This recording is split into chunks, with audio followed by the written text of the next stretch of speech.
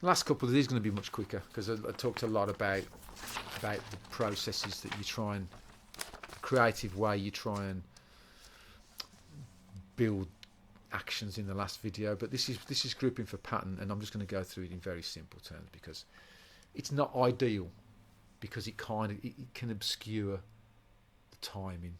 But if you look at the tab and you look at it here, look, you see the first three notes and then the second three notes basically repeat the order, which part of what helps you learn the order in the first place.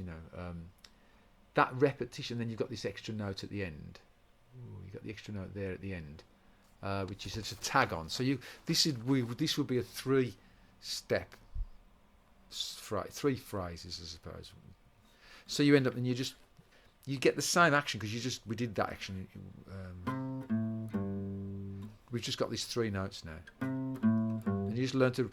You can do this a little bit less because of the repetition. You don't have to engage your spelling up phase. It gets you through the spelling phase quicker, but it slows down the timing phase. So you pay your money. You see, but you got 303 twice. So you could, as a good practice, is to learn to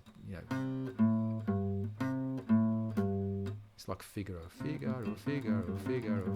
It's just a case of playing it, learning to just plough through playing it twice and without any break.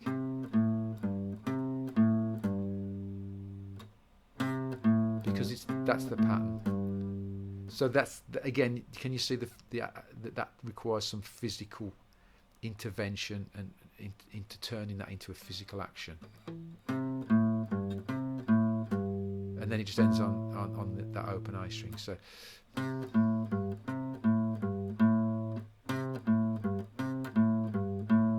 that's the order, and it doesn't sound like the riff, but at least it's flowing. The problem is it's really hard to, if you're thinking in terms of pattern, so you're repeating that through, that when you get to the second group, that you remember to hold that note for longer in the first note of the second group.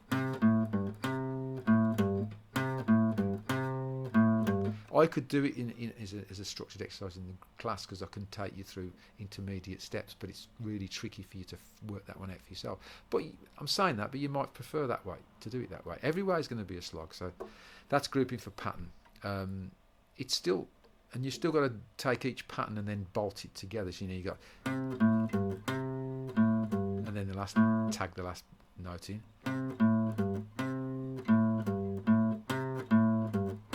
So the three patterns go 1, 2, 3, 1, 2, 3, 1, 2. I did that quite well then, but you might have to slow that down if you want. If you want it, I think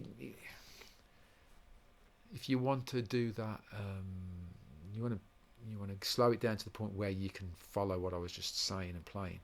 I think you're possibly going to take yourself down a dead end. Because